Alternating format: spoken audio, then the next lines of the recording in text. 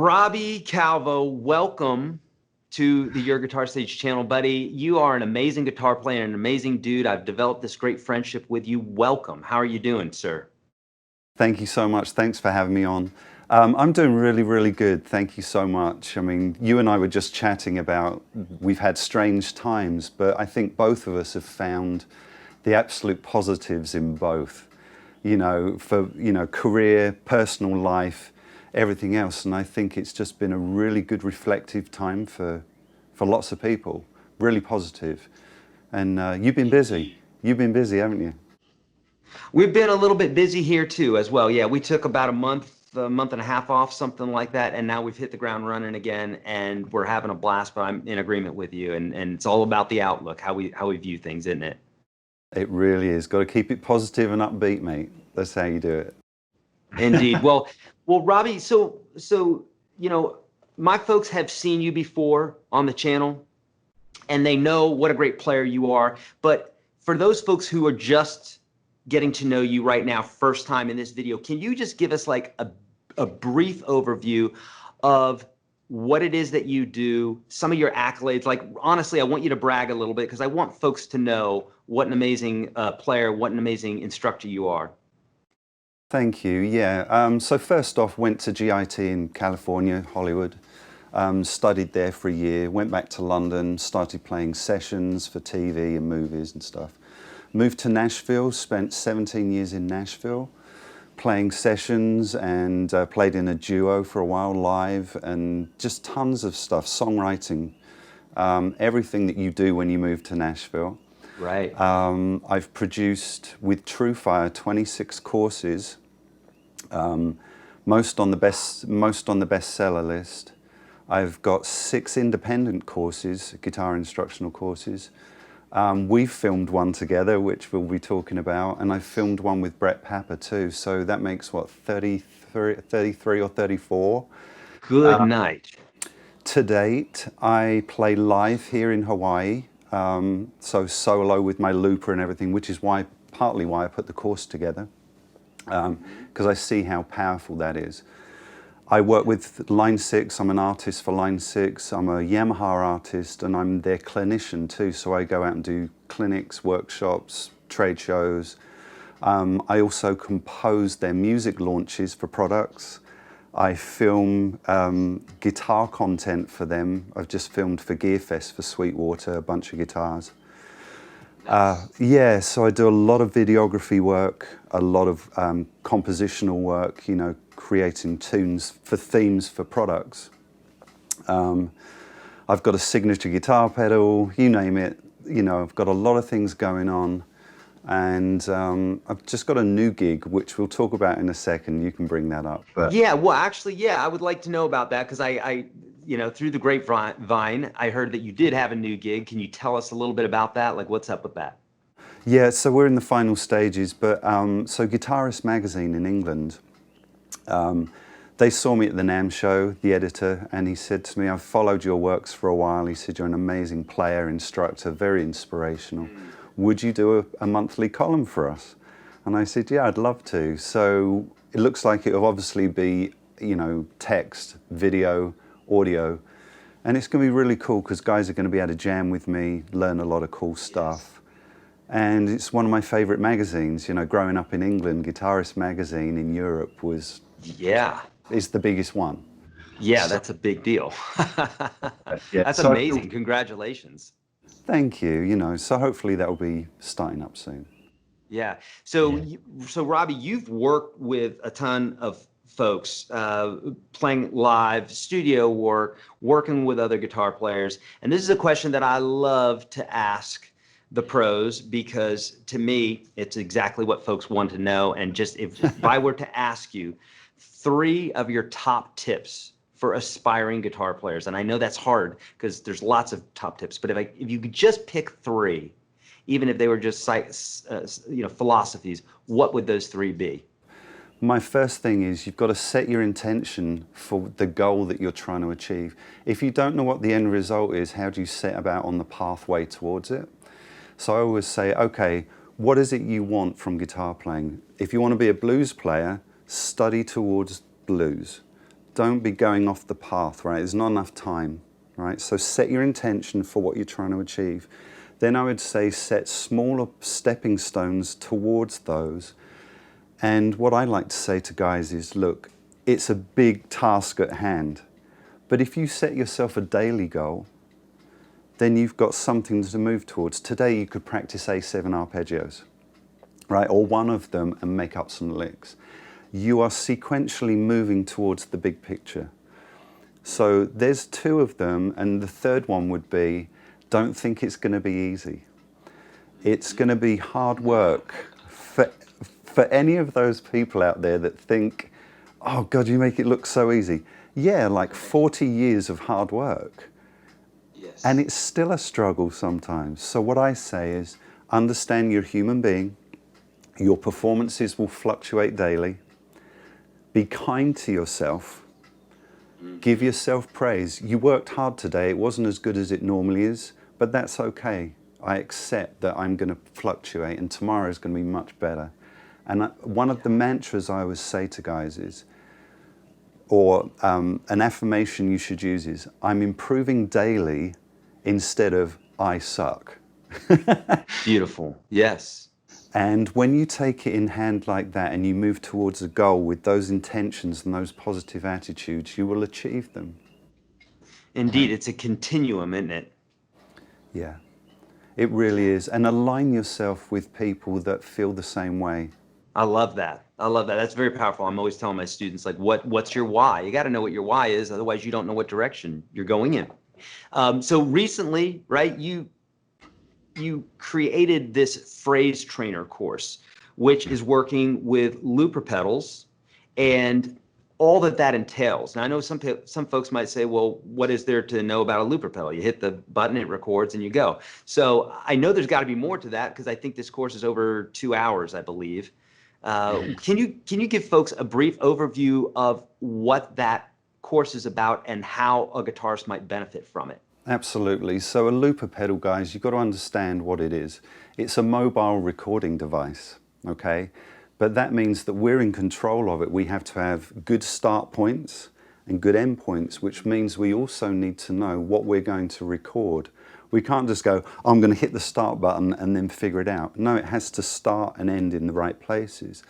So the course goes into not only how you do that and work on your timing and execution of using the looper, in other words, recording phrases, but I show you how to, create a chord phrase and go, oh, it's a 2-bar phrase, therefore I'm going to be recording for 2 bars, right? So I'm training you to play phrases, not only just rhythm phrases, but then once you've got that recorded in there cleanly, what can I now play over the top of that as a second guitar part, another rhythm guitar part? And then what we talk about is, okay, so now we're building a loop and a composition within a time frame, because we understand it has to work within bars of music.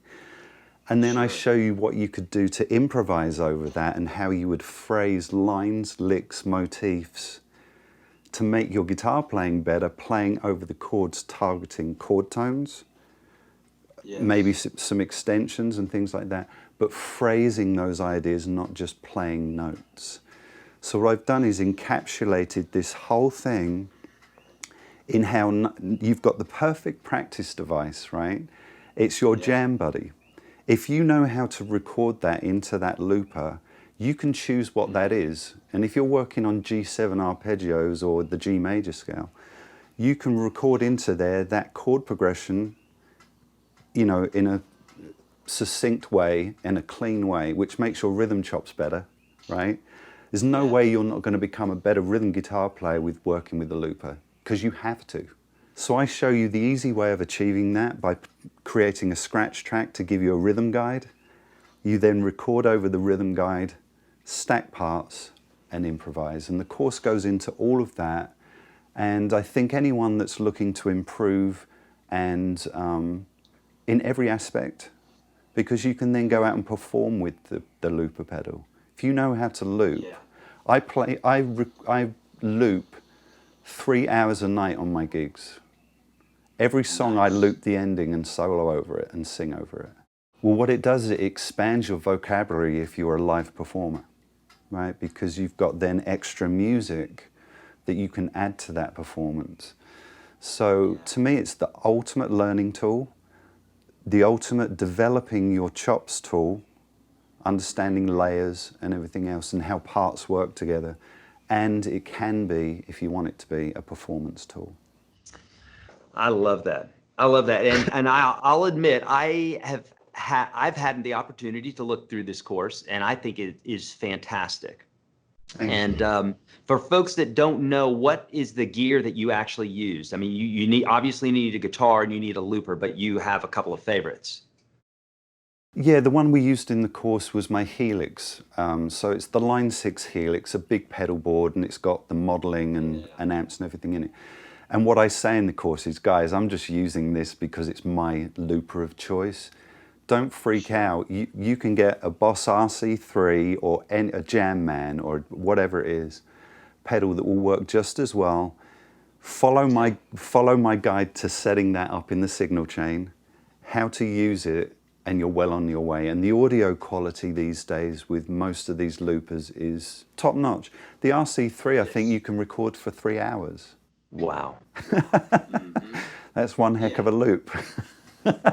Oh man. Yeah, indeed. Well, I've seen, like I said, I've seen the course. It is it's amazing what you do, because it's not just a matter of knowing when to start, when to stop. There's so much more to it, and so much more that you're teaching in that course with and saying why it is that we're doing this. That it just basically gives you an opportunity to finally use that looper, but now you're knowing also why it is that you're using it. So kudos for that. It's an amazing course. Thank you, I appreciate that. I was just going to say, I want to just reiterate, the looper pedal, guys, is probably the most powerful tool that you can add to your arsenal of pedals, bar nothing. And if you're scared about using it, work through the course. It's so easy to follow. You'll be up and running like that. Indeed, I say it's the number one pedal one should get. It's the very first pedal you should get, even before an overdrive, because you can play together with a chord or a chord progression with yourself, overdrive, delay, nothing. You don't need anything. Just do that, and you're going to get to know the instrument more than having any other pedal, bar none. Absolutely, and it's great. Let's say you're working on lyrics for a song, and you record the verse, and you can't remember the lyrics. You just keep that looper going, singing the lyrics. Within a couple of times around that loop, you'll have nailed the lyrics. Yeah. You can work on your vocal phrasing just as much as you can your guitar phrasing. It's super powerful. Beautiful. Well, I'm very excited for folks to see this. So let me ask you this, Robbie. If you were to give folks 3 tips, and you may not have 3, I don't know, again, on the spot here, but if you were to give folks 3 tips for using a looper pedal, your top ones, what would they be?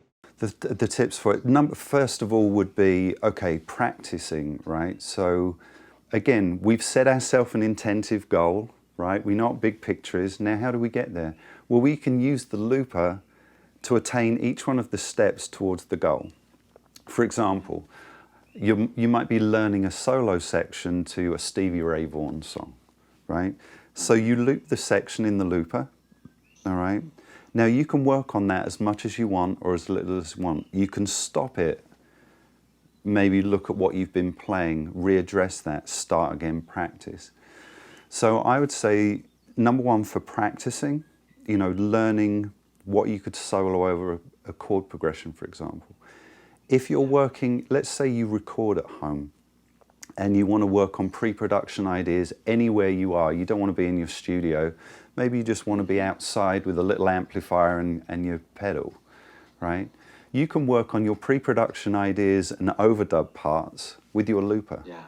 It doesn't have to be in the recording software, So you save yourself time. A ton of time. I can take my looper, for example, to the studio and I go, oh, what was that idea that I was going to play there? And just play it back. So these are wonderful. It's a production tool, it's a practice tool, a performance tool.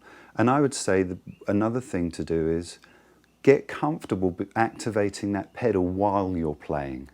So what my gigs, for example, I'm playing, I'm singing, I've got percussion loops going. And if you've ever played to percussion loops, sung, and had to, you know, put the looper on, recording a looper, you have to be so precise because you're playing to a time machine. It's really hard. Yeah. Yeah. But what I would do is advocate that play and then go, okay, I'm going to loop the next section and start trying to execute that too, because once you do that, you could then work with your band. Let's say you work in a trio. So it's guitar, bass, and drums, right? And when you solo, the harmony disappears, right? There's no chords there anymore. I hate that because I'm looking for chord tones, right? Right, yeah. And of course, we talk about that in the course. But if you can then record the harmony part with the band still going, you can then improvise over your own chord section.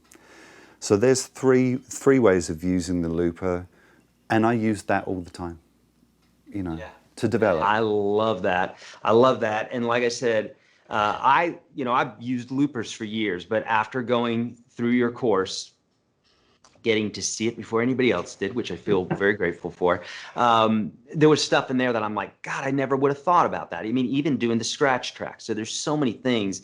This course is just chock full of so many amazing things, and in a way that folks don't normally learn how to play guitar. They're not taught that way. And I think it's very comprehensive. It's very usable. And gosh, more than anything other than the basics, I think the things that folks tell me is, how do I play to a chord progression? How do I play to a song? Like, what am I doing? I know my scales, but it doesn't work. So kudos to you, Robbie. This is an amazing course. I'm so excited for folks to see this. Thank you for allowing us to be part of the process. And I'm going to make sure that we have all the links where folks can go check this out, because it's live now, and I want to make sure that folks have an opportunity to check this out. So thank you, Robbie, for being on the show. Thank you for all your wisdom and for this course. Very excited about it. Likewise, and I really do appreciate you. Number one, I think you're an amazing instructor and human being, and you're sharing what you know with other people. And I really appreciate you doing that. The team is amazing. Say hi to Mike for me. He was very kind. It really is. So I feel very privileged and honored to be working with you. Let's hope there's a ton more coming down the pike. And next time I'm in Nashville, lunch on me. Beautiful. With the boys. Yes, indeed. Thank you so much, Robbie. My pleasure.